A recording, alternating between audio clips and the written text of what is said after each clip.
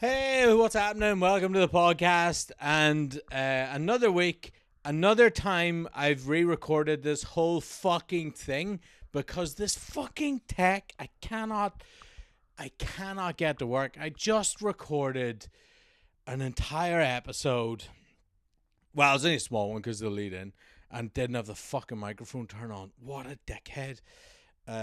Anyway, welcome.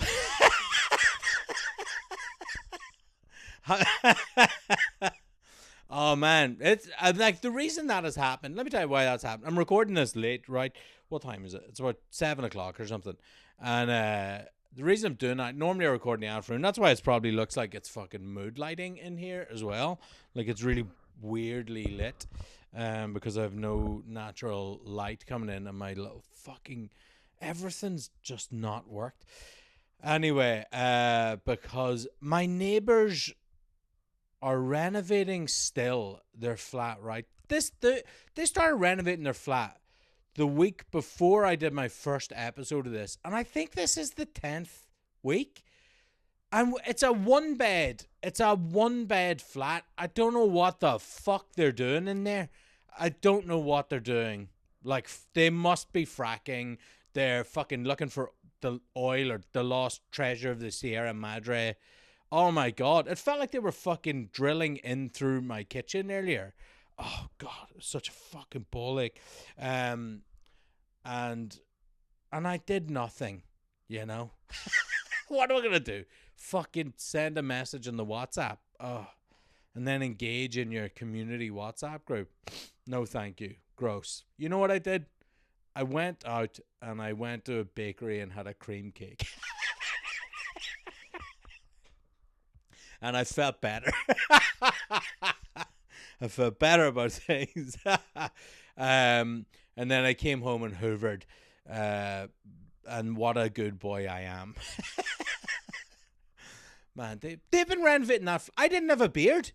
I didn't have a beard when they started renovating that. I look like a fucking Gleason brother now. Like, I look like I could be Brendan's fucking tiny stunt double. Anyway, whatever. That's why. That's why do you even care? You can't listen to the other one. Fuck's sake. Yeah. So this episode is the Rosie Holt interview that I had. Rosie Holt, you will know from, like, she's massive on social media, huge. She does a character called the Woman or the MP. And me and Rosie basically started comedy together, and then she, I think it's fair to say, quit. She's an actor as well, and then during lockdown got massive doing these sketches where she still now gets shit for being an actual MP because people online can't tell the difference between what is clearly a comedy character and what is an actual politician. And if that isn't a damning indictment on the current world, then I don't know what the fuck is. All these people just eating paracetamols and getting autism.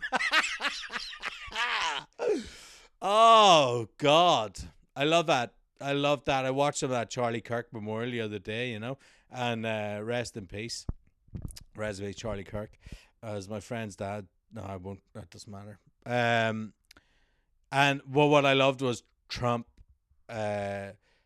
During his eulogy, he was like, "And I got good news tomorrow. Gonna tell you about autism."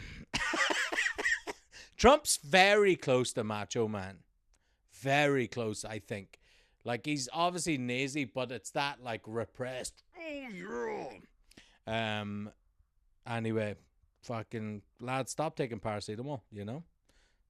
So stupid.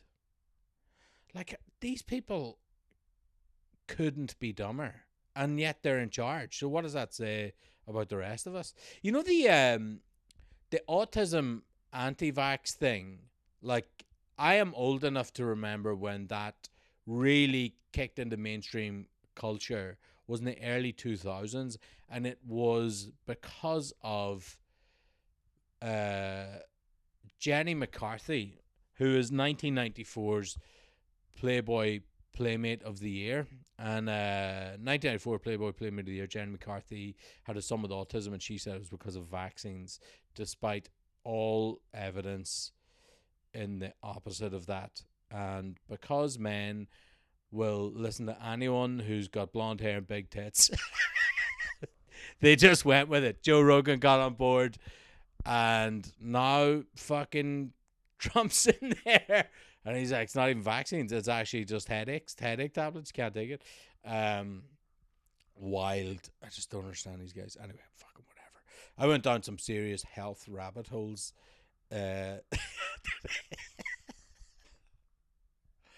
Oh my god, I ended up on the Reddit plastic surgery thread.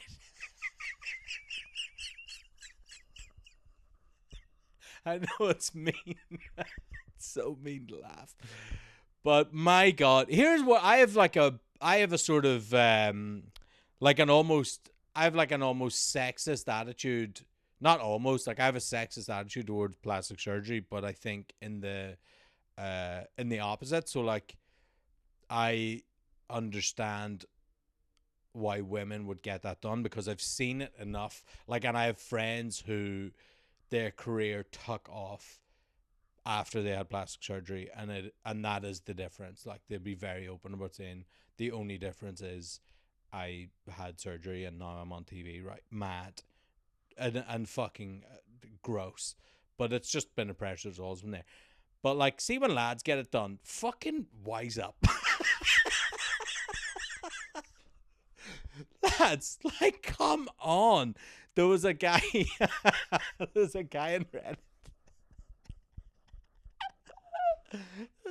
Reddit. And he had he posted before and after photos of a brow lift, which was new to me, you know. And he's like, "What do you think, guys?" his eyebrows were too low, and he was like, "I need these eyebrows up a bit." So he got them pulled up, and he just looks shocked.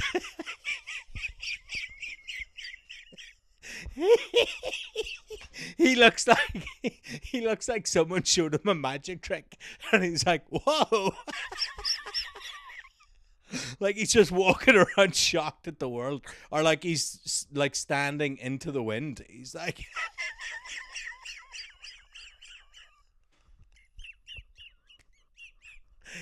"Your fucking eyebrows, like you could tweeze them to look like that."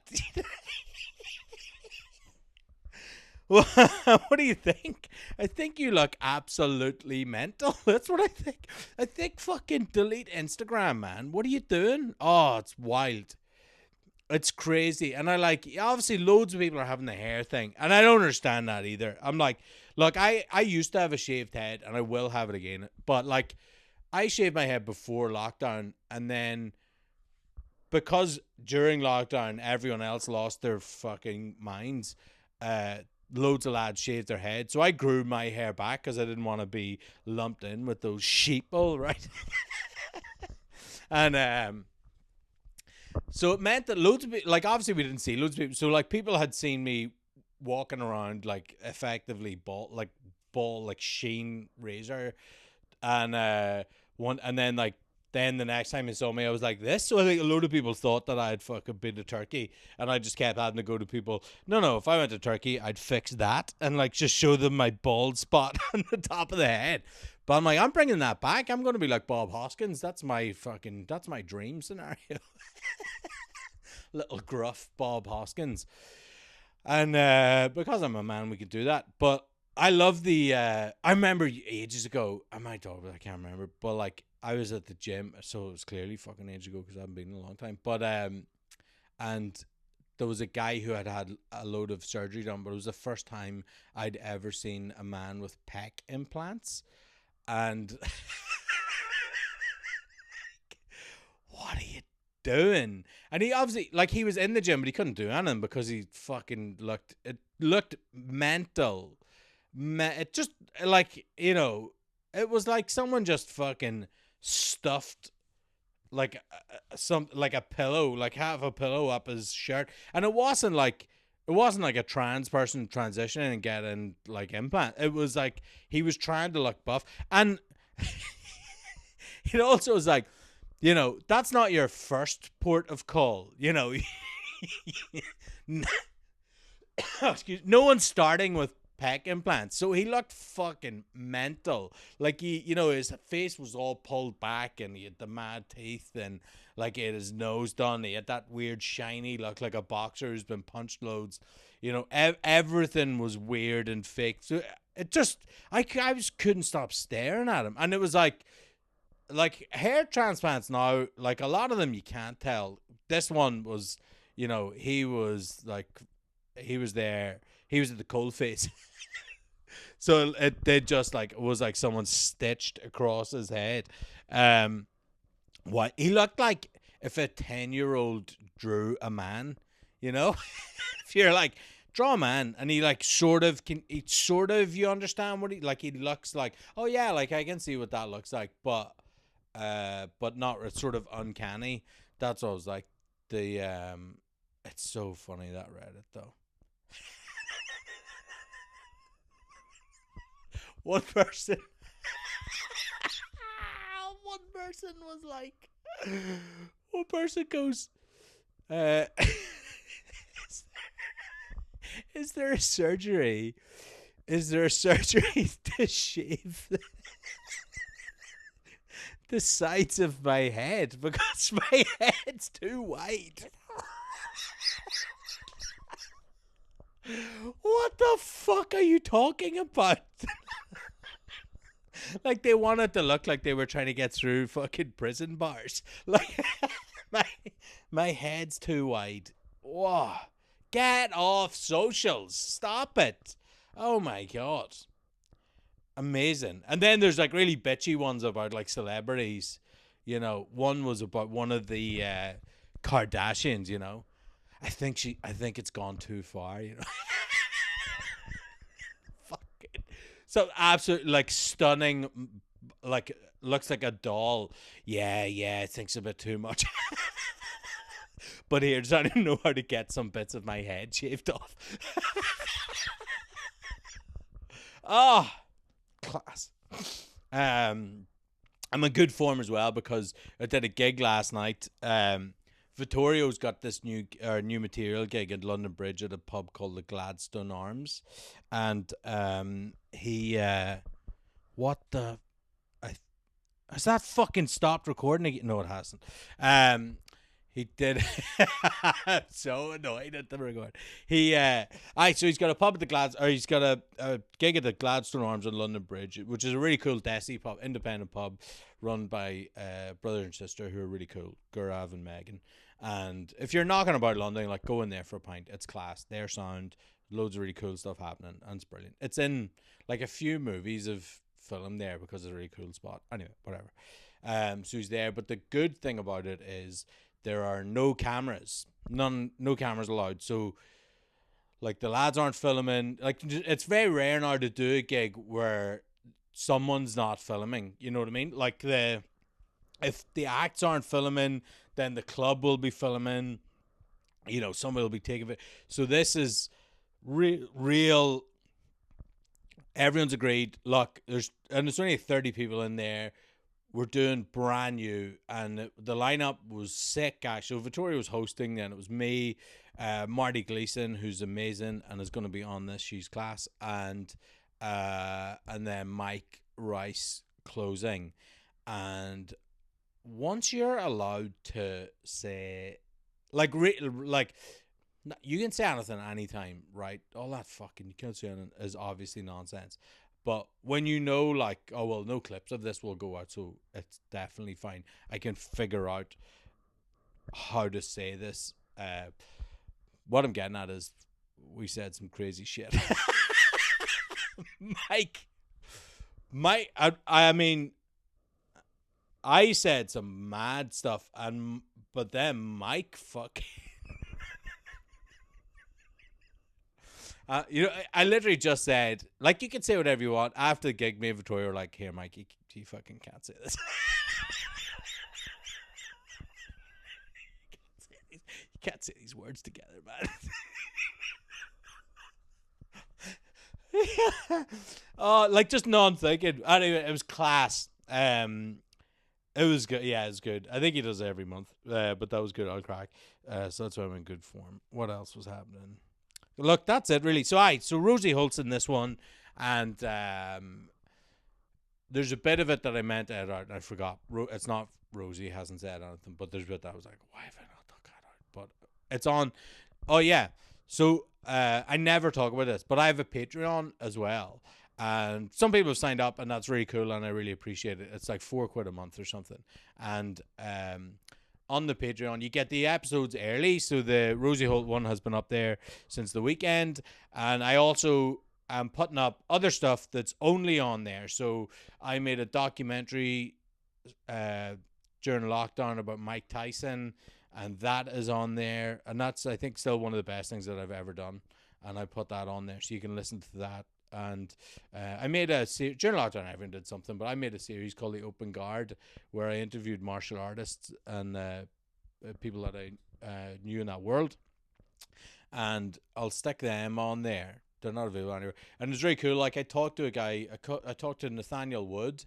Nathaniel is currently in the mix for a UFC title. He's on an absolute tear at the minute, and he's an unbelievable fighter. And I talked to him just after he had a really bad loss, and he was very cool. I was like, man, would you come on and just talk about what it feels like to lose? Because no one talks about that. And he did that, and I think it was really good. And so I'll put that on there as well. Peter Lavery, my old MMA coach, chatted. He fought for a world title back in the day as well. And so we talk about, I'll put that on there, and I've put like a link up to other stuff that you can't get anywhere else. Anyway, so yeah, Patreon, the links in at the top of my Instagram page, John M Comedy. As always, give us a shout, Rhiannon, like anything you want. I know I've said that I will make the thing, and people have bugged me about the BBC radio show. I will do a podcast about that. It was just the way these ones have been set up. I forgot that, I guess, and stuff coming. Anyway, but I'll do that again. So, look, give us a shout when you want. Otherwise, have a good week. Look after yourselves, and I'll chat to you next Wednesday. Bye. So non-censored. What I was going to ask you is, so non-censored is done in character. Yeah. Which is so different, obviously, from anything that I do. I'm going to ask you questions that you're going to go, is this a child? Is this But I love questions from children. Okay, good. Because it's very basic. So when I suppose it's a lot of what I was thinking about when I was going to chat to you was about you writing in character. Yeah. For different characters, for your stage show and everything. But non-censored specifically, obviously there's a plan for that because you have guests who are also in character. But do you write that, or is it improv? It's improv. What we do, because it's so for anyone who doesn't know, it's sort of a parody of these kind of news channels like GB News and things like that. Yeah. So we try to keep it topical. So therefore we kind of record it usually on Thursdays or Wednesdays and Thursdays. Yeah. And then what happens, we'll think about what we want to do, and then we'll ask someone we know and say, can you be, Jules Norris, can we say, can you be Keir Starmer? Yeah. And then beforehand, we'll talk for about 10 minutes about what we're going to talk about. So we have a various idea of where our characters stand. Yeah. And what we want from the conversation, and then we just go improvise it. Yeah. How long do you record for the episode? Or does it just go? We literally just, so we like do 10 minutes of pre-chat and then 10 minutes of recording each section. Mad. And then that's how we do it, really. Wow. And sometimes it works better than others. Yeah, but that's I think that's the thing with improv. Yeah. You're doing, right? That's wild. And then for the stage, when you do your stage show, yes, because you do different characters that obviously people will know, the MP and the woman or whatever, but then you also do yourself. Do you? Yeah, I did in my last two shows. I did myself to kind of tie it all together. Right. As a way, because I was bringing in different characters. It was mainly like the MP or this right-wing talk show host. And then I thought if I could weave it in by coming in as myself, in quotation marks. Yeah. That would kind of be a way of framing the whole show. And, like, did that work doing it? Yes, it did. I mean, it helped that obviously I was doing stand-up as myself anyway for for years.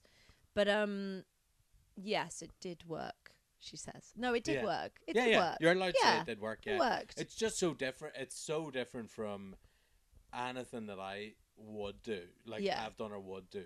So the idea of doing, and I suppose it's because you're a trained actor. It obviously makes sense that you're able to do that. But it seems like so much effort. Aside from anything else, I'm like, that seems 3 times as hard. You're writing 3 times for 3 different versions. Yeah. Of yourself. I don't know. I find it weirdly. I think I prefer it than doing. That's why I stopped. I kind of stopped doing it as me. And what am I trying to say? I found it much more liberating being a character as opposed to being myself. Right. Okay. Yeah. Because it's quite fun to sort of frame it as the character. So for the MP, she's kind of got a clear goal, which is she just defends whatever the government is doing. So it's quite fun to write like that. And sometimes if I'm writing as myself, I don't really know what I think about anything. Yeah. So yeah, that's a lot of comedians, I think. Yeah. Are like, oh yeah, but I just say this. Yeah, really. Well, when you're writing, are you sitting down pen and paper and getting actually writing a script out, or do you work it out on stage? Or a bit of both. I don't know about you, but I find I'm very bad at sitting down for long periods of time. Oh yeah, I'd rather die. And also if I'm writing some stand-up, it gets so... If I'm just there writing, it gets so waffly, which of course never works on stage. Yeah. I think... It's funny, stand-up, you really do have to try on stage a lot, don't you? Yeah. It's not like... If you're rehearsing a play, you can do all of that without an audience. And then you can have the audience on the first night and it's all finished. But you can't do that as a comedian because... But that seems crazy to me. But yeah. Like when you're... Because the feedback, surely, me having never done a play, me having been in 2 musicals in school. Which musicals were they? What were you playing? One was called Viva Mexico. Oh, were you the Mexico? Were you the main Mexican? One was called Viva Mexico. I can't remember the other one. And Fiddler on the Roof. I did Fiddler on the Roof. Amazing. And I think I was a Cossack or something. Yeah. I was doing flips because I did martial arts. Can you do flips? Not anymore. But when I was 17, I forgot about your secret life as a martial arts. Yeah, very secret life. I'm like Kung Fu Panda. Yeah. That's really impressive. So yeah. But the feed, like, obviously there's still a lot of feedback going in there. But with stand up, I think it's like, so me, whenever I'm going up, I think it's so clear that it's me going up with an idea. Right? Yeah. So at the minute I have an idea about being Irish in the British Museum, and I go, oh, that is quite all right. There's something in that. Yes. And when I go on stage, I can go, yeah. So look, here is this. But nobody, I don't think, expects like a finished piece. Whereas I wonder if, because you're in costume and going up, yeah, is that harder to work stuff out? No, I don't think it is. I think it means that some gigs it doesn't work, especially new material, it doesn't work so well. Right. But no, I still think. I think you have to have little gimmicks where I'll just go like, anything you don't like, I'll make a U-turn or something crap. Yeah. So that people know. But yeah, I think it's very good. That gig we did when we did a new tier gig about a month or two ago, whatever it was, at Angel. Yeah. And it was you were very good. Which also helps. So were you. I don't know that would have been true that night, but anyway, yeah. For the record, he was very good. Well, I started I'm very open with people. This of like a lot of the stuff I talk about is when I die, and that's what people like the most. That's the feedback. That's why I started this. They're like, we want to hear more of your failures. Yeah, because apparently new comics don't talk about dying. Really? Why? Yeah, which I think when we started, because this thing, so like, we basically started together. Yeah. And then I think you maybe stopped, and then COVID happened or yeah. whatever. And which was really interesting for me, because then you came back as this whole different thing. Yeah. Because I think I remember you playing a like banjo or something. Yeah, I did. I had a ukulele. Yeah. Yeah, the most respected of all the comedy instruments. Yeah. Yeah. It is if you can. I think if you can play it, it's good. But I think my playing skills were pretty rudimentary. But to be fair on me, I wasn't on it for very long. I was just gonna say as well, and I was talking with Nate. I remember this yesterday. Was I forgive everything for the first 3 years? Everything. I don't care. You can if you say I stuff really that's like horrible, that because people are very rude about the ukulele, and I go, but it was for such a short period. Yeah, and I forgive most things for 5 years as well. But yeah, I think because we're all just figuring Working it stuff out, yeah. Like how to get there, and whatever gets you on stage initially, I think is important. That's really interesting though that young comics don't talk about dying. Yeah, so I did a Substack. I died on my arse Yeah. in Portsmouth, and on the way back in the train, I just was like, "This is what that feels like," and it is by far and away the most popular thing I've ever done. Like bigger than any clips I've done, bigger than anything at all. Yeah. The feedback because people were like, "This is crazy," because the whole thing is, I'm like brand me. I'm class. Oh God, I'm the you're greatest right. of all And like time. I'm TikTok ready. I'm Netflix. Yeah. And so no one ever and even if you watch people die, Yeah. it's like it didn't happen, which Yeah. is sort of admirable. But whereas like as I say, I think all I want to hear about from my friends is how you died. Definitely. I'm happy when friends kill, but I'm fucking delighted And when they it died. is delightful as well because it's so. I think if you haven't been a comedian, you haven't died on stage, you don't know how exquisitely painful it is. Yeah. Because, I mean, before that, I sort of trained as an actor. If a performance goes bad on stage, it's nothing like dying as a comedian. For starters, because you've got a polite audience, so you can justifiably go, it's all in my head. Yeah. Also, your performance is not going to elicit such a terrible reaction anyway, just because in the nature of theatre, it's someone else's words. There's other people on stage, blah, blah, blah, blah, blah. But if you're like, I think as a stand-up, I remember once, this was a long time ago. I think this was about 8 or 9 years ago. And I did this gig, and it was a really big gig, and I completely did it to absolute silence. It was just horrible. It was so painful. And I remember on the train home thinking, have I just been not funny this whole time and no one's told me? And that's how it feels. You feel like I'm so bad and no one has people have just been letting me going and doing comedy. How has this happened? Because it's so visceral. Yeah. How bad a comic you feel you must be in that moment. Yeah, you can't imagine that you have ever been good. Yeah, completely. Also, because you're looking at sea of faces who look like they're going, this person's never been good. Exactly. This person's never been good at comedy. They're like, oh my God, this is so crazy. Yeah. Recently I had redemption for a gig where I hosted Wilderness, which was kind of the tide turning after probably 2 months of me dying all the time. And like real deaths, not even like, oh yeah, you did all right, but like questioning, am I wasting my time now? Did I just get to a place and I'm like, I can't get past that, and I don't know. So, but Wilderness was the dream because I only had to do 5 minutes. Yeah. And then I'd bring someone on, they do half an hour, and then I would just that's really nice. So I was like, well, this is fine. Yeah. Somehow I managed to also die there. But festival gigs are not easy. Yeah, and it was fine. Yeah. It was just like like anyone else would have been like, oh, that was brutal. I was like, I'll take that. That's actually quite good. But Felicity Ward was on as well.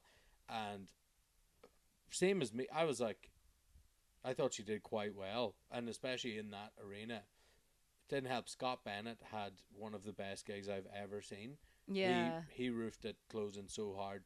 People were running out to get people in from Basement Jacks who were also on at the same time. Oh, and wow. He started with like a half full tent and ended with people everywhere trying to cram in. Yeah. Anyway, but last week I did that Dulwich Hamlets football club. And Felicity was headlining.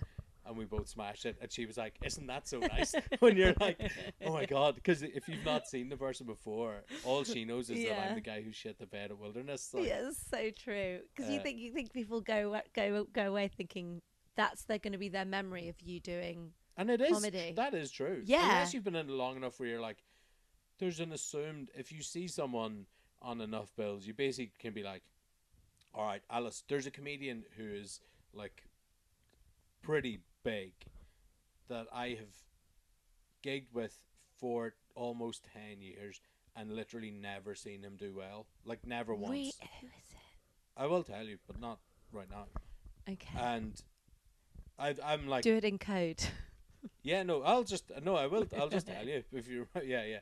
I think it wouldn't be a surprise, but like, it was not just Dice, but Tanks gigs to where everyone else then struggles. Wow. And I've seen, but like, I just have to be like, there's obviously other gigs. Yeah, that you this must be person doing is well, otherwise how have you stayed here? Because it makes no sense at all. Yeah. But I mean, a good dying on stage story is brilliant. The one I remember was Issy City told it. I can't remember. I think she'd been interviewed and she told this story about she was doing a gig in Edinburgh and it went so badly and people were booing her and she had like 20 minutes and she said, look, I'm going to do the end of my time because I'm getting paid 40 quid for this. And she said the crowd started like raising money so they could get her off the stage early. That's amazing. That's brilliant. Oh my God. But I'm so thankful for her telling that story because it's something I think of whenever I've had a really bad death because it's so funny. Yeah. Oh yeah, they're great ones. Like like my favorite one ever is Mickey Bartlett. Do you know Mickey? He's a Northern Irish comedian and he's one of them. Like, he's criminally underrated. Like, we did a run of gigs here a couple of years ago, and we did like Thursday, Friday, Saturday, and he did a different 20 every night, and like roofed it completely. He's unbelievable. He is pure comedy. When you meet him, you're already laughing, and he's everything you want a comedian to be: boisterous, very funny. Anyway, Mickey was contacted by his local Gaelic football club, so it's like local football team here, and they want him to do their annual dinner dance or whatever, and you can't really say no because you live there, right? And it's like these are the people. So he's like, the home gigs are the worst. Oh my God!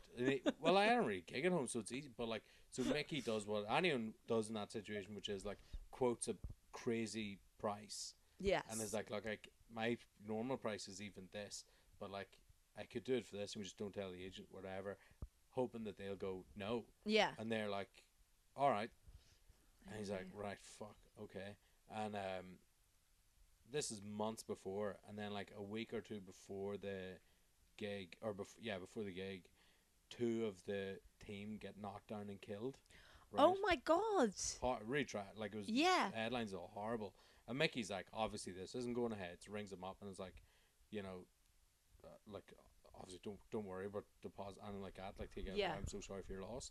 And they're like, no, we're turning it into a memorial service, and you were their favorite comedian, and it's going to be really important for you to come. Like, please come. And he's like, okay, because you can't say no. And so he gets to the venue, and the chairman has got the two grieving mothers on stage, and they're doing they're like going, like, I can't think of the lads' names, but like whatever the names, like stalwarts of the club. The area is never going to be the same without them. Like, gives them flowers and a plaque, and then gets them down. And then they're sat on tables at the front, and then he goes, "Okay, ladies and gentlemen, welcome to stage, Mickey Bartlett." And I was like, "Oh my God!" And he has to do 40 minutes, right? And so but this is where Mickey's head is too, because I was like, "What was that like?" And he goes, "I had them by the end." Like, you fucking dick. But awful. Oh.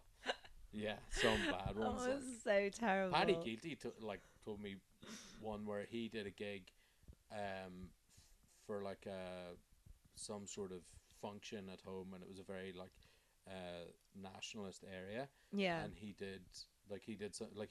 makes jokes about everybody. This is years and years ago when stuff was still going on, and when he got off stage, the promoter had his car with the door open, and he was like, "Get the fuck in here now, we need to get out of here." He was like, he thought they were going to kill him. Like, oh my God. Yeah, wild. Anyway, yeah, but deaths. But so young people don't talk about deaths anymore. Yeah, apparently. What a shame. Yeah, that's funny. Yesterday I seen something, and this is the other thing, is like, because it happens all the time.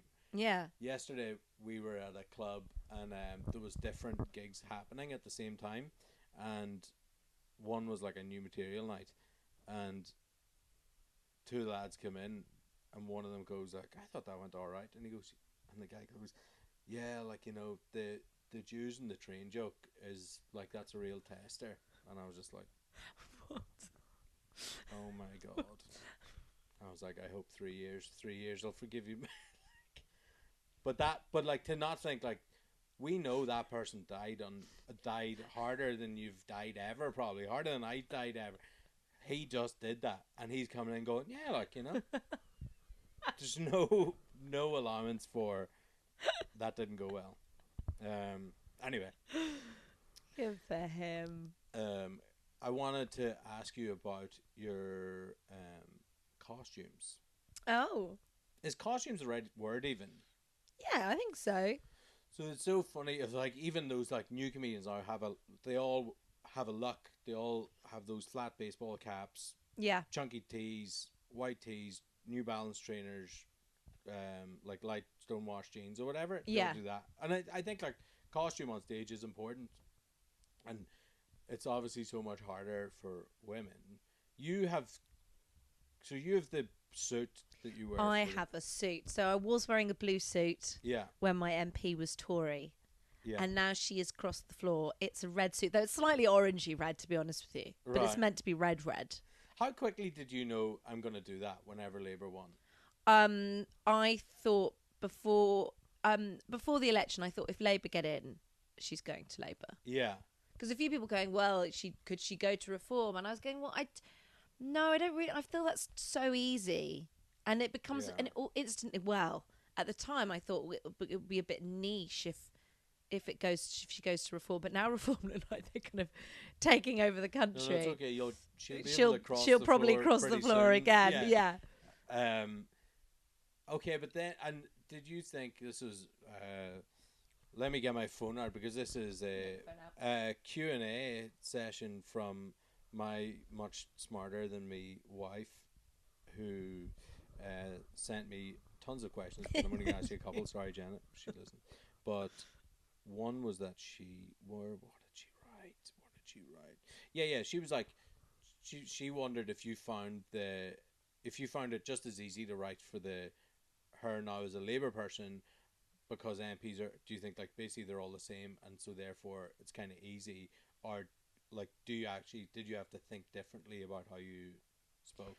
To begin with, when Labour first got in, I thought I don't know how to do this. Also because the Tories had been so it had been so straightforward in the way they were so appalling, and they were also it seemed to be every week they were justifying doing something really atrocious. It was wild. It was so wild. The amount of times that I found out about something they had done because you had done a thing on it. Yeah. Where I was like, oh my, another one. It was almost quite exciting in a terrible way, because every week I'd go, what have they done this week? And it would always be something bad, like saying, some of them, one of them saying that you shouldn't give children free school meals because they'd use the vouchers in crack dens. That was my favourite.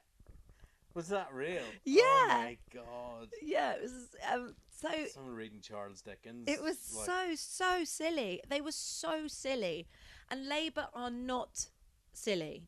And so I think when Labour got in, I thought, God, what do I do with this? And at first, I think where I went was because Labour seemed to go in going, hey guys, this is gonna. We're here to make things better, but not too better. It's pretty crap, and it's going to be crap for a long time. But maybe it'll be better one day under our watch, but not right now. And their whole messaging seemed to be so depressing and silly in that way. And the way that they were sort of talking about, the whole thing of like the Tories have left us in such a financial mess. So unfortunately, we're going to have to persecute some old people, but we wish we didn't. It's like their whole thing. But then, your face when you do it is so funny. The luck that you have is so perfect. Yes, they're like, oh. Yeah. But then for a while, I just didn't know I didn't know what to do, to be honest. And I actually took a few months out because I just thought I'm not really sure what to say as a Labour politician. But the last couple of months, it's been much easier. Luckily, they've caught up to you. They've been. They were like, you know what? We need to see more from Rosie Holt. Actually, it's Yeah. time for us to fucking start doing I stuff. mean, they're literally, we're getting little old ladies being carted off into police vans every weekend. It's so nuts. Yeah. And I think you mean terrorists. they are. They're little terrorists. I think you mean those terrorists, little old Rosie. terrorists. Yeah. Lock them up. Yeah, I don't With care if their you're evil a placards. reverend. Yeah. Oh God. All right. So this is we are. But but sorry, no. Just go back to what you're saying. I think it is different in the way that with the Tories, I think, and I don't know, I'm still working this out, but I think my character was kind of was happy to justify obviously appalling things. She's still doing that at the moment, but I feel like it's more because Labour don't have a backbone. Yeah. Rather than are malicious, but I don't know. Yeah, I wish I agreed. Do you think they are malicious? I mean, I feel Tories. I feel like increasingly depressed about Labour because they are really bad. Yeah. I was trying to think of something more articulate, but also, I mean, I think the whole situation with Gaza is obviously horrific, and you had this thing in the news last week with Labour going like, well, we don't want to call it genocide yet, we're still working, like, they literally said we haven't concluded yet, we're still working it out. Yeah. And you're going, well, how much proof But do then you they need? did conclude that it wasn't a genocide. No, they didn't. They concluded that they hadn't concluded yet that it wasn't a genocide. Oh my God. It's so they're so lame. Yeah, and that but the thing is, like, you know, we are back to wilderness, and I can't remember who talked about on this before, but Keir Starmer's biographer was doing a Q&A thing at Wilderness, and Jenna fucking ruined him in front of everyone. What did she say? So she said, so he was there to sell his book, and as soon as it opened up the Q&A, obviously fucking every hand the Thames up, and she said, does Keir Starmer still think that it is okay to withhold power and water from Gaza, or has he changed his mind because it's clear the public sentiment has changed? Oh, wow. And the guy said, it was quite funny, he literally turned around to the host and goes, all right, we'll just do this now. But that's literally what he said. And let's do this now. And he goes, Keir did I think he said he did 13 interviews that day, and in one of those interviews he misspoke, and that's what people have said. And so this person, he's not also, I should say, he wasn't just his biographer, he was also the former head of comms for the Labour Party. So he's him. And Ava Santina was on after from Politics Joe. Yes. And she was like, hey, just so you know, him talking, that is Starmer. Yeah. She was like, whatever he is saying, that is Starmer saying that, like that's what he believes. So anyway, so he said, he basically was like, you know, well, like, what did you want him to do? He turned around to Jenna and was like, well, what did you want him to do? Jenna, who went to a proper school and isn't just bullied by those people, and doesn't, like me, immediately lose your temper, whereas I was like, I'll fucking kill him. I'm gonna flip on him, I'm gonna do my flips. Yeah. I was like, I could take his head off. She was like, well, hang on a second, you're here, like, this is your Q&A to sell books, what are you talking about? I've asked you a question, answer it, you know? Yeah. And he was like, well, blah, blah, blah. And he was like, well, you know, like, you know, so what are you doing? She was like, he could have done it sooner. Like, he could have said sooner. Also, I'm sure he did, to be fair on him, I'm sure he did misspoke there, but it doesn't, like, take away from the fact that he has not... He has not condemned Gaza. We're still selling arms to, like, all of that thing. It's just kind of what I mean is him sort of bringing up and going, well, he misspoke then. I kind of think that's no, but this is what I hate about them is, so whenever that happens, and this was like, and I've not just seen this guy, but a lot of them do this as well, where they go, well, look, like, he is just a man, and you can only do so much and everything. But then whenever he does, like, speaks to Trump or de-escalates something, they're like, this is the office and he is a lawyer in such high standing, and it's like, you don't get to have it both ways. I don't think, like, either he's a preeminent legal mind and scholar who then also says, collective punishment's fine, or that's not what he thinks. But I think that specific example is so clear cut of, no, you would never misspeak and say that. No one who doesn't think that. Like, we've all said stupid shit, but like, But as you've you never say, said like, that. condemn it sooner. Like, what? Yeah. Yeah, why? Stop selling arms. That was, and then another woman shouted out saying, she shouted out going, stop, like, she could stop selling the arms. And this is, if he goes, we don't sell arms. We But sell they sell the parts, isn't that what one they say? component that We just sell sometimes- some of the Yeah, arms. That's so fun. And you're just like, Just and I was like, sell parts Yeah. of it. yeah. And it annoys me because he was like, I'm not talking too much, can you're the guest, but he said, he literally was like, the people in here who are going to not vote Labour because you don't like these policies, you're the reason why Farage is going to be Prime Minister. No, that's so unfair. But this is also, what they do. They what create a cop- boogeyman. And also, what an absolute cop No, out. exactly. And at no point do you go on, the reason that I didn't vote Labour in the last thing had nothing to do with Jeremy Corbyn. It's because I can't vote for fucking Keir Starmer and then look at myself in the mirror. Like, also, what I think Labour's big problem at the moment is that they are trying to court the people who are voting reform rather than the people on the left and the people on the left have all become really disillusioned with Labour for many things, but mainly over Israel and Palestine. and disabled rights is a huge one. Yeah, Weirdly. completely. But it sort of, instead of addressing that, they're kind of going, oh no, wait, we're losing. They're spending so much time courting people who are voting reform instead. Yeah. Going, oh, we're going to lose them. So they're doing this weird thing where they're kind of not wanting to condemn Nigel Farage too much because they don't want to alienate the people who think he's great. Yeah. And they're also, I listened to a really interesting interview with Nicola Sturgeon, and she was saying that Keir Starmer is playing into this. Nigel Farage has done the very easy win of going, look at all these problems in the UK, that's because of immigration. And instead of challenging that narrative and offering a different narrative, instead what Labour are doing are going, don't listen to him, he's bad, but he's also right, but don't worry, we're going to sort it out better than he does. So they just become You sort just of hand them the reform light. argument. But Yeah. Also, like, it's just as easy as, like, they're never going to vote for you. Those people No, are they then hate that's what I you. mean. They're just calling that, and then the people on the left who you could win back if you started having an actual backbone, you're ignoring Well, and that's where, or you know, just this arresting rumor or of arresting. yeah, arresting and throwing in prison because you're a terrorist. Throw away those little Thrown- old ladies. You get thrown in jail just for saying that you don't agree with genocide these days. So yesterday when that rumor went around about Andy Burnham is like cracking his neck and being like, maybe, then like people like me were like, oh, that is exciting. Yeah, that would be great. Someone who's got left wing politics. Oh. I sent Andy Burnham my book because in my book, my MP, Why We Were Right. Why We Were Right, Yeah.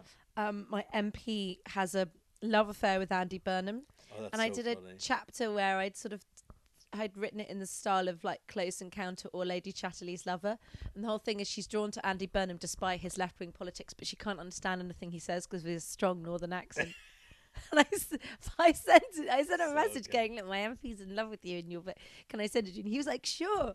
He never got back to me after I sent it to him. Yeah, but that's classic politics, isn't it? That's like classic politician. That's great, thank you. And Yeah, then send it. fucking But throw I out do the like rest. Andy Burnham. I think he's good.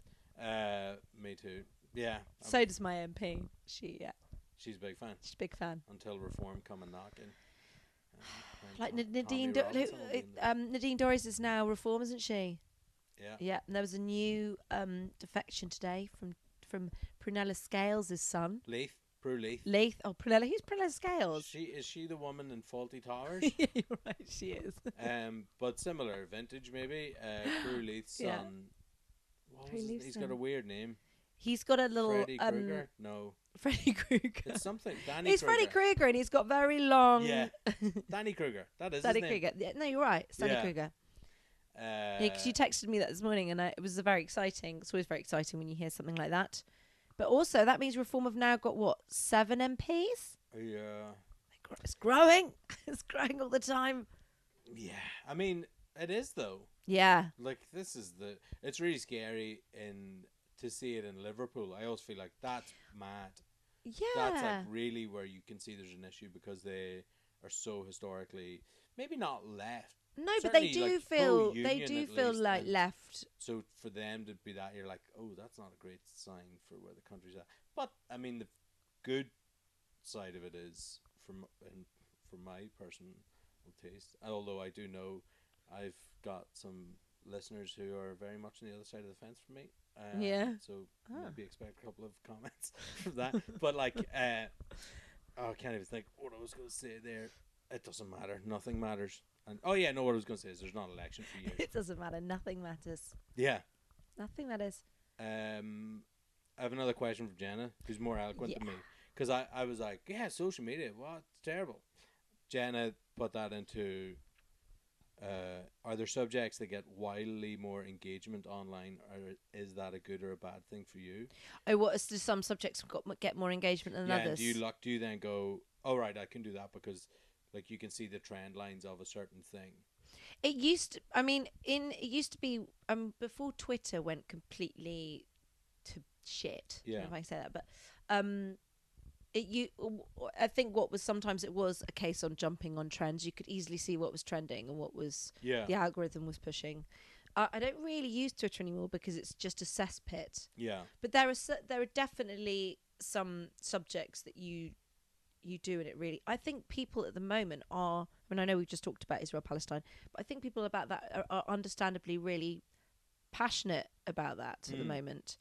So the last two videos I did a video with my MP outside an old people's home saying she was going to raid it.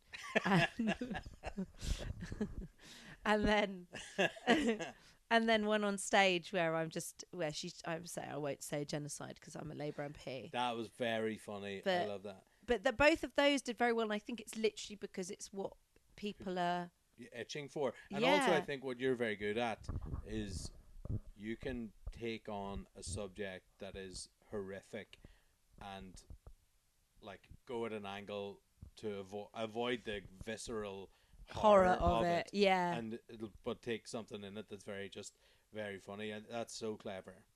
That's really impressive. I think that's where being a character actually can really help, because you're right, it's so horrific.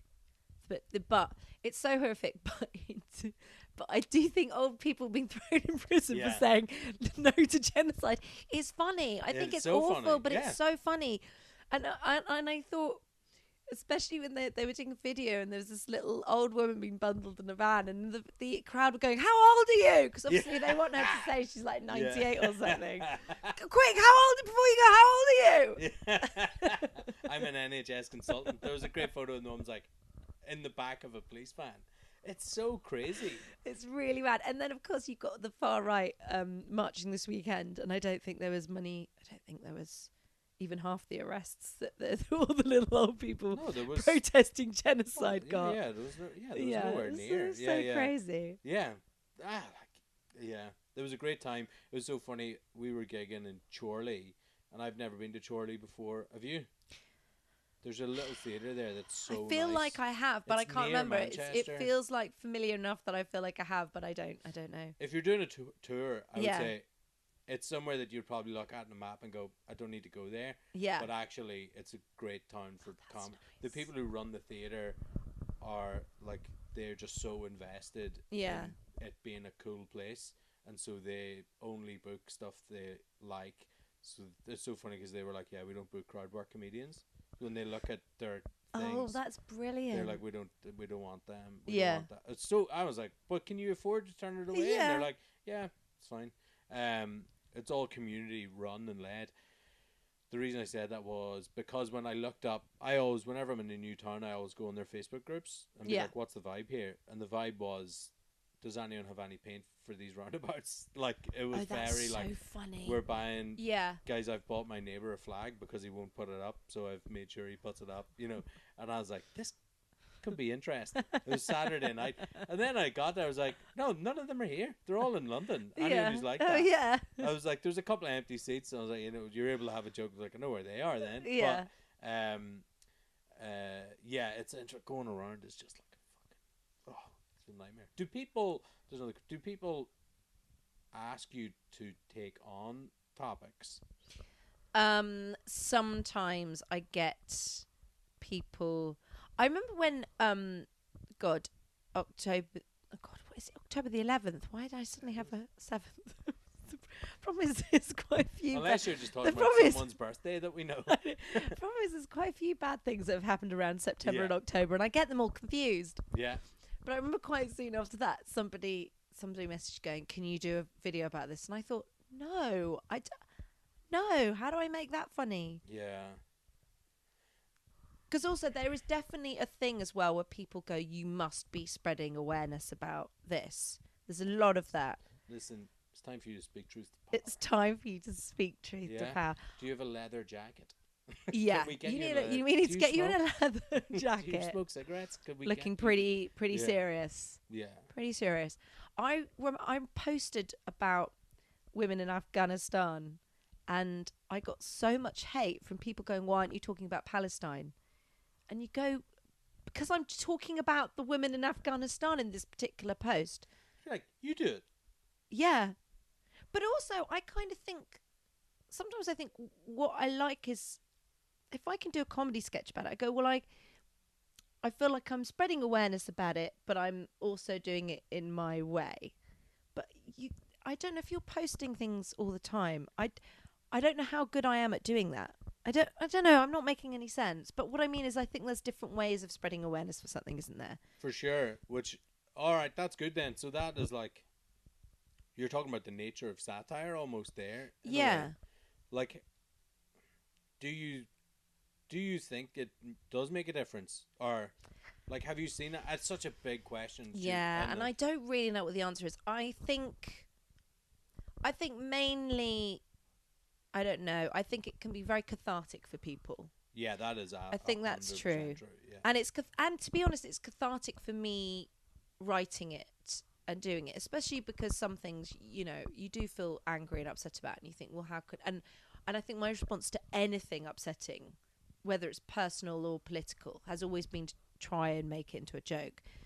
But as far as kind of changing people's minds, I don't think so. I mean, I think trying to change anyone's mind about anything is about anything's impossible. I think what it can do is it can make, hopefully, if maybe somebody who doesn't quite think that, it might raise awareness, or it might make someone think about something in a different way. If I think about comedians who I've gone to see, and I don't agree with their viewpoints on things, but they are so funny. I remember seeing Finn Taylor's show years ago, and it made me laugh so much. And I went with my brother, and he went, "Oh, I didn't agree with any of that, but I laughed so much." Yeah. But there was something really exciting about that, because inevitably you do end up thinking about things slightly differently. And especially if because Finn, in this particular show, he was taking topics that people have got so rigid about. And I think if you can joke about something and it can maybe make people feel a little less straitjacketed by whatever political side they've fallen onto, that can be quite good. Yeah, I think that's probably... Yeah. I think that's the most positive way of looking at it, and I think it's probably realistic as well. You're never going to really change someone's mind, but you might at least give them pause. Yeah. Wouldn't it be great though if you if you could? Here's my great joke. With people going, "I used to be a Tory voter, and then then I saw your comedy. Yeah. Oh my god. And now I don't vote for anyone. And now, now I put flags up and scream at hotels. I've decided that that is my life. I need to get out on the streets. Your comedy radicalized me to scream. Yeah, I've been radicalized by comedy, but normally just to fucking sit here screaming in front of that TV, going, "How is this and any way on?" Yeah. We're in the last saloon. What was that Jimmy Carr joke? Where's you can't see anything. This is the last chance saloon for free speech. Yeah. You're like, you fucking idiot! You're getting paid $50 million. It's really, really that taking, radicalizes me. Yeah, it's really annoying. Yeah. I never thought people should be cancelled before that. And now you're like, and now I'm like, do you know what? Shut the fuck up. Some of them really should. Yeah, someone needs to stop him. Specifically him. In the satire world, is the other thing, is like dominated by men, posh white lads. Yeah, posh it is white lads, posh white men. So let's have a posh white woman. Yeah. Come on. So what's it like being a posh white woman? Come on. No, but have you felt apart from that?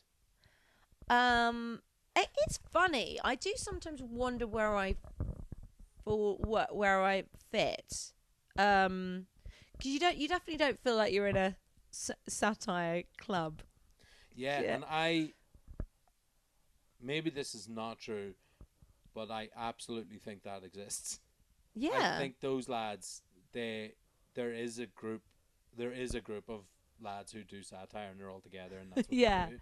Yes. And like some of it's great, like Armando Iannucci and all that. It's brilliant. I love watching it, but I'm like, any chance of someone else? Yeah. Any being chance of the posh white woman? Yeah, but I like. Did you? Yeah, is I don't even know what I'm asking, but like, do you get feedback from those guys, or have you heard from them, or? I have.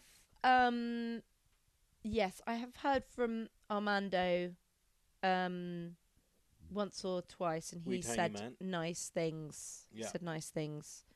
But it is funny because I feel like at the moment who's doing? I mean, I guess you've got Tom Walker doing Jonathan Pie. Yeah. But also it's I think also it's weird because TV seems to be sort of dying. Yeah. You've got Have I Got News for You, which has been running for 500 million years. Have you ever done that? I auditioned and I was pretty bad actually in the audition. Okay. Do you know what I realised in that? I hate it when you audition and do badly. I know, it's You're horrible. like, oh, fuck, I did. They actually. Oh. And because you kind of want to go, give me another try. I understand it now. But I did think maybe it's that I'm not. I think I'm good at writing satire, but I actually think writing political jokes is different. It is different, but And why I'm not sure don't I'm you good like at them. them get a writer? I know, that's what I should have. Yeah. Yeah. Like I do think I think it's funny because 8 years ago I would have been super snobby about that, about the idea of like having a writer to do a show. But if I got an audition tomorrow for If I Got News for You, absolutely I'm gonna ring people that I know who are very good at that and go, can we work together for a couple of days? Because I think that's what we have to do now, isn't it? Yeah, because that is what everyone. But is even doing. so, I did a show which, and I realised going in there, I said, "Oh, the other comics have actually got writers in for this, and I haven't done that." Yeah. But at the same time, you do kind of go, "No, it's gotta be me." But I think the world has changed. I think it hasn't changed. I think that it has always been like that. But nobody ever owned up to it, and we had this idea in our head that these people were all geniuses. Yeah, I mean, and some are, but my ex, who shall rename, I mean, he was always quite a stickler for like it should be you writing it. Yeah, and I remember him saying that he went in to do one of these shows, and he hadn't got any writers, and he was kind of gobsmacked that actually he realised that everyone else had, and that wasn't the way it was done.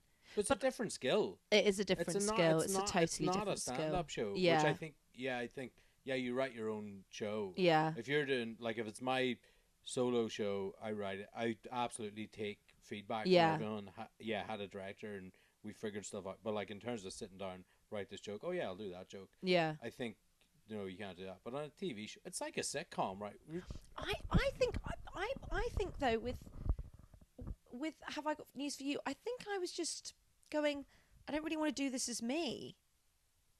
Well, that's what I wondered. So you were Rosie Holt. I was me, and I thought, well, I don't know what that is. And they don't want the character. They didn't want. But what was stupid is they got me in because of the success of the character. Yeah. But I wasn't. They didn't want me to audition as the character. And then, I suppose from which them, I get because it would have been weird on this. I guess they have politicians on. Yeah.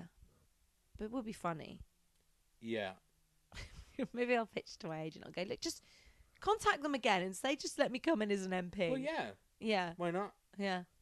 They can say no. They're all like, the answer's always no until you ask. Yeah. So, like, who knows?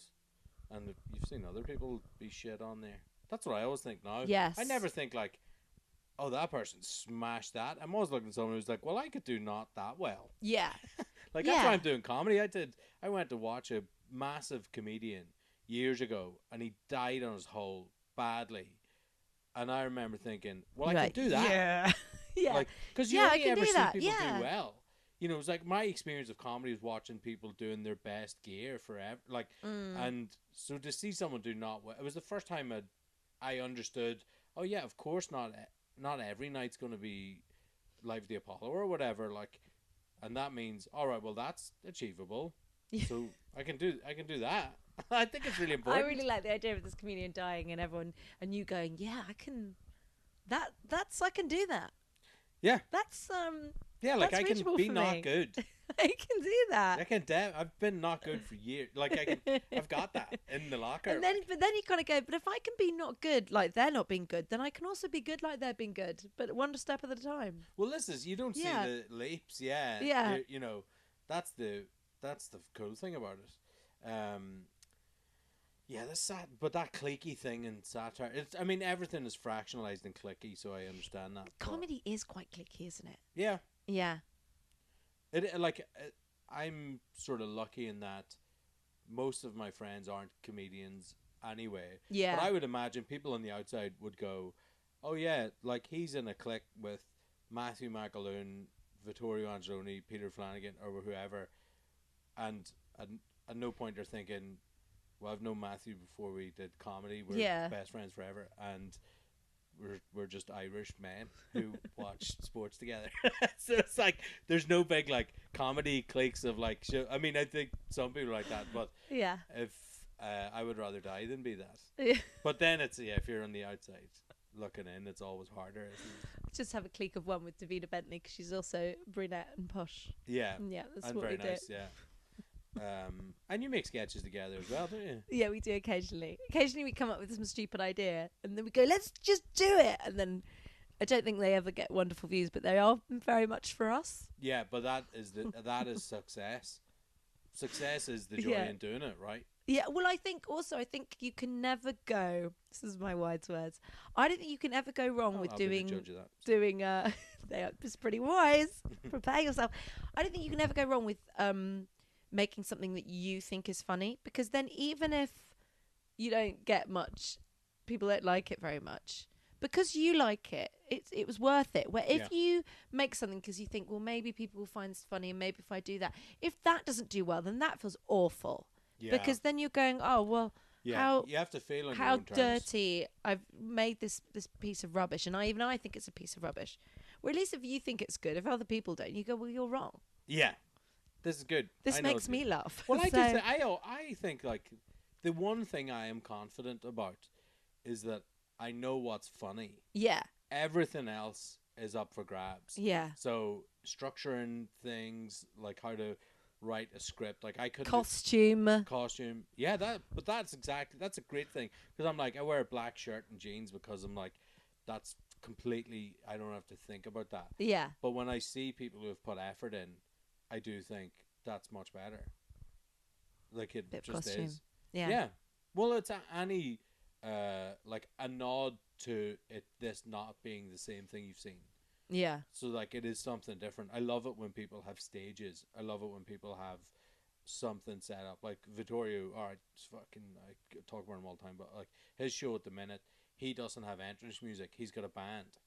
Yeah, you told me, that's amazing. So like that, but that's just thinking it different. Cool. And he wears a suit, not unlike yours, which is a nod to like he talks about stuff in the 70s. It's a sort of a 70s suit. Yeah. Like it makes sense, you know, in it. And you see, I think there needs to be more of that, really. Yeah. More thought put into it. But then it's so much effort, like when you're doing costume changes, and I'm like, oh, I actually don't want to do it that much. No, thank you. No, thank you. No, thank you at all. What was I gonna say? Oh yeah. So we talked about today's the day this guy has crossed the floor. Yes. Are you thinking already? All right, I'll be looking at the news tonight and seeing what's happening to get a video from that. A little bit. I'll tell you what I did think of. I mean, so today, obviously I saw that. The other thing I saw, which I thought was quite interesting, is Keir Starmer's released this video and it's so cringy, and it's him going. It's basically him going, right, we're back from the summer. We're now going to get things going. Have you seen it? And it's got the sort of montage of people coming into the office and him sitting down, and it's you think we're in such a mess. Yeah. Your approval ratings are on the floor, and then there's a sort of ridiculously obvious promo video that someone's made where they go, look, let's show that you're on it and everyone's on your side, because also there's all this talk of Labour infighting. But yeah, there's definitely certain things where you think, I think you have, though, so often you have to, especially with videos online, you have to act so quickly, and if you don't, and there's always a thing where you see someone do a video and you go, oh, I should have done that, but I was feeling too lazy or whatever, I just didn't. I know I have seen, there's obviously other people who do, like, they clip themselves in, like Michael Spicer, who I think you worked with him, but it's very different from yours. Yeah. But is there, like, I might just not be aware, but are there people who, I imagine, not who are cutting themselves in, but there are people like, so I think Cody Darla's really good. Oh yeah. He's so funny. Really funny. And he's so quick. Yeah. I think I used to be quick, and I think I've got a bit slower now. I'm approaching, I was about to say approaching 40. I am 40. That's right. You just, I just turned 40. Yeah. But I think you have to be quite, there's certain things, definitely things happen because the news moves on so quickly. Yeah. Is there, I don't know, I was going to say is there topics you want up, but then it makes sense. Yeah, that's answered itself. When you post a video, how many horrific messages are you getting from lads? Not too many, but enough that it's a bit depressing. Twitter is so gross now that if you post things, the engagement you get is quite nasty. I get a lot. Do you know what? I get a lot of comments telling me I'm old. Like I'm old. I get so many comments telling me I'm old. You're old. Yeah, it's all like you're old. You're too old. You're old. Oh my god! Like, or Twitter's almost so bad though that, and again, like, I've only had a few. I've had a couple of Twitter things where, in a week, I had Conor McGregor and Graham Linehan on me, and then I've had Graham Linehan on me. I mean, great. What has happened to that man? What did he say to you? I have a hot take that I will. I want to hear it. I'm going to eat this crusted cream to hear your hot take. It's a hot take I can't say because he's litigious. Oh, weird, isn't he? But I have a theory that, again, I'll do it. And actually, I always say this, but for the names that I've not said, and anything where I'm like, I won't say that. I will just, if someone messages me and asks, I will say it. Like, but he said to me, so it was basically underneath Gaza. Did you say and Conor McGregor? Yeah. I missed over that bit. Yeah, that's his amazing. fans. Yeah. He was very good in what was that film? Roadhouse. Was he? Or was he the worst you've ever seen? I thought he was great. I couldn't believe. I watched that and I was like, "That's the best take." Like they're using the best take for that. It was just so mad. I mean, I don't know if he's really acting. He's just sort of pulling a deranged face. Yeah, but it was great. You know, like so when I was still training, I'm really sure I've taken just crushed. No, you're fine. Conor McGregor had not signed for the UFC yet. But in Ireland was like everyone talked about him, and we have like quite a lot of mutual friends, and so he would pop up as like, there's friend Conor McGregor on my Facebook. You must know Conor McGregor, and it's been really interesting to watch this. But I've seen this so many times over the years, of especially in fighters, professional fighters are crazy. They just, by your nature to do that, you're already slightly unhinged. It's such an odd thing to do.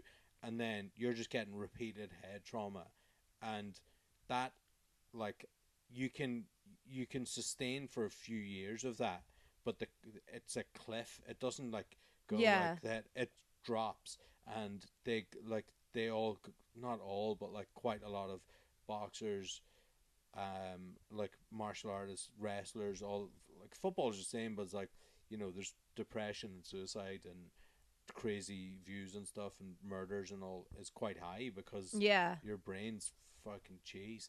But so I had his fans, and then Glenner was one where he underneath, like, a news thing about Gaza, Yeah. he put a picture of like a trans child. Oh my and God, he's was so like, nuts. why are you not talking about this? And I was like, is there not? I think it just was like, is there like not one thing that you're not doing? And then it's fucking whole kicked off. But what I was going to say to you was like, I actually, because Twitter is so full of like bots, weirdos, crazies, I actually found it quite funny. Like, it is obviously mad. I'm right. I'm not a woman. It's not. I don't have to worry too much. But like, it was like dealing with hecklers almost, where like I was like shooting them away. Whereas I wouldn't think that if it was like Instagram, for example. Yeah, it's a different space. I did a sketch recently, which was like 24 hours in lawless London, which was just because there was a lot of right wingers at the time saying they'd been kind of mugged. Yeah. And it was so silly. It was so weird. It was really weird. It was like a week of about 3 right wingers Complete going. nonsense. I got mugged outside my hotel, or my wife nearly got mugged leaving. Walked outside and immediately got mugged. Like, and they're kind of in nice areas. And you can look, definitely phone crime is a problem in London, but the idea that it's become this sort of like lawless thing under Sadiq it's Khan. a no-go area. It's a no-go area. Come on. So I did a really stupid sketch with me and my friend where we were just 2 posh people going, oh my God, we've been mugged again. And it was really, really silly. And Lawrence Fox tweeted it and put, be careful what you wish for. And then obviously I got these disgusting comments and like people going, why are they always ugly? And it was just like sort of unnecessary things. And then Dan Wootton talked about it in he did a YouTube video on it and said that I was mocking victims of muggings. And then you get, and that sort of, then you just get really kind of disgusting comments. But you actually, that was something when I was like doing a bit of Googling on you, what I noticed was you are almost a like free column for journalists a lot of times. Where I was looking, I was like, journalists need to fill so many columns. Yeah, sometimes. And there's so many that's they just talk about one of your videos. Yeah, because there was one when I was like, nuts. I thought it was an interview, and then I was like, oh no, they're just basically saying what she said on this thing, and I was like, that's clearly because that journalist just has a word count. Yeah, that completely. They need to hit, and then they're like, all right, fuck it, next. You know what's happening in the flower show this year or whatever. Lawrence, oh my God, Lawrence. Did you ever see his music? Yes. In fact, for my tour show, I used to play his song when people came in. Amazing. So Niall, the one about being cancelled. Have you heard that one? No. I can't believe I listened to it every day on the tour, and now I can't remember it at all. Good. I think it's but great. it is actually very catchy. It's not. You have a brainworm. Can't remember. You have an RFK brainworm. Before we go now, I wanted to say that I think of all of that, the funniest thing that I think you have done online or that I've seen anyway, was your Bonnie Blue sketch. Thank you. I think it deserved more. I think that deserved more. That was funny. We were watching, Jen's watching this morning, and she was like, this is incredibly good. And it made me, I like, so with the bin bag and everything, if you've not seen it, just watch it now. It's on your thing. But we were thinking like, oh, do you then, obviously the MP is its own thing. Yeah. There you go. And you're having to think of other stuff. You basically have to do that, not for politics, but for the culture more broadly, I imagine, is like a way to sort of future-proof your career almost in a way, is it? I guess. I mean, with the Bonnie Blue one, I think I've just been watching. I've just been watching. That documentary is so fucking I've been watching that documentary. It's so nuts. I had to stop. And then I watched. God, the she does a podcast with Andrew Tate. Have you seen it? I couldn't. It's awful. Because basically he's there going, yeah, women are shit. Women are this. And they're all sluts. And she's going, yeah, we are. That's what it's literally him being misogynistic and her going, yeah, no, he's right. We're not we are pieces of shit. That's literally the thing I couldn't get past a couple of things, which was, one was that she makes 200 TikToks a day. I can't get. I'm like, is that because all her profiles get shut down. So that's what she's like. Most of her day is spent making TikToks on different profiles. I'm like, already for that, you deserve every penny. Yeah. But the other thing was, they say she's making $1.5 million a month or whatever from OnlyFans, or I don't know what she's doing now. Yeah, I think she was. Yeah, that house didn't look like. I was like, that like, doesn't look like $1.5 million. You could buy a better house, Bonnie Blue. I was like, what? I remember Vittorio said ages ago, you're in a nice house whenever you close the door and nothing shakes. And I was like, my house growing up, fucking everything shook all the time. And I was like, everything shakes in that house. But do you is that something, or was that just like one thing that you thought, this is too good to pass up? I think it was just. I mean, yeah. I think I'm always kind of going, oh, what else can I do? So I'm not just doing the MP. But I think with that, it's just.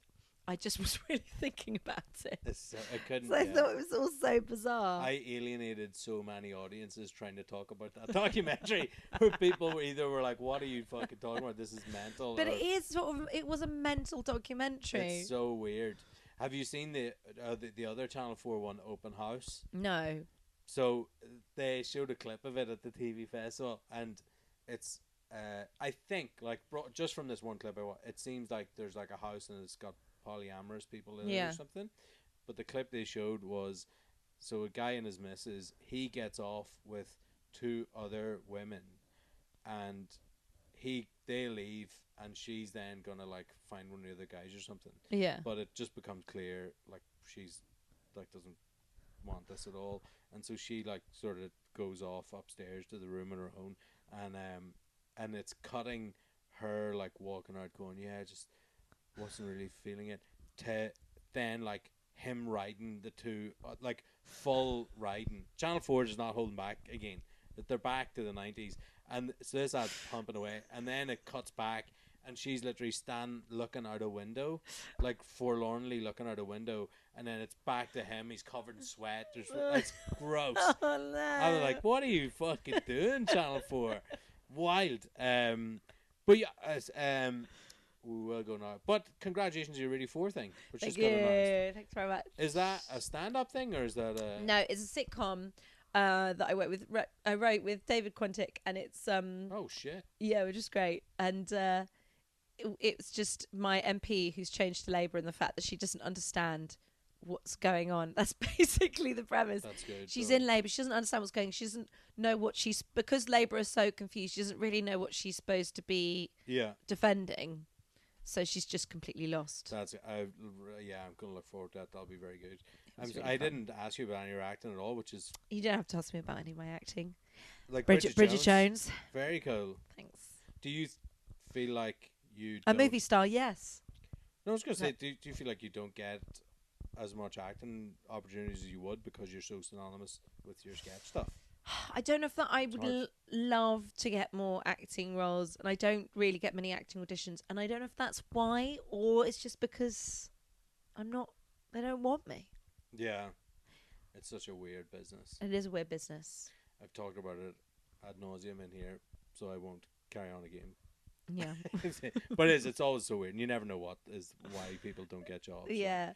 I think where we're lucky in comedy is that because I've got friends who are just actors, and as actors you're really reliant on other people deciding to put you in things. It's terrible. I don't understand how they do it. It's so where at least with comedy we're kind of in control of it. You make your own work. Yeah. Good luck. We've done an hour. And Brilliant. I really appreciate it. Thanks, John. Is there anything that you want? I do want to ask you, why are there sloths in your room? Why are there sloths in my room? There's 2 sloths. Oh, the teddy bears. Yeah. There's so many sloths. There's no sloths around whenever here. we go away, usually I'll buy a teddy bear. Or is it always a sloth? No, I actually. Does it just happen to be 2 sloths? Actually, I'd never noticed that there was more than one. I just wondered why there was 2 sloths. Yeah, no, they're probably just as bookends or something there. They're really great. Yeah, there's nothing behind that. Yeah, great. That's all I've got to ask. Good. All right, Grant. Thank you very much. Follow Rosie on Instagram, Twitter. Don't fucking send dick pics.